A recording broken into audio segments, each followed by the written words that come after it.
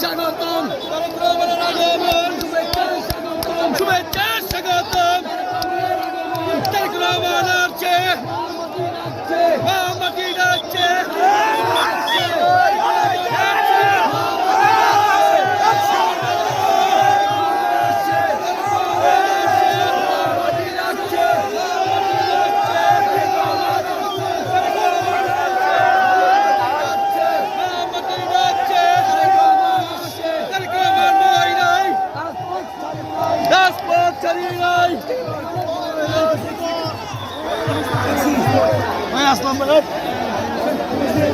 আর ওদিকে যাব না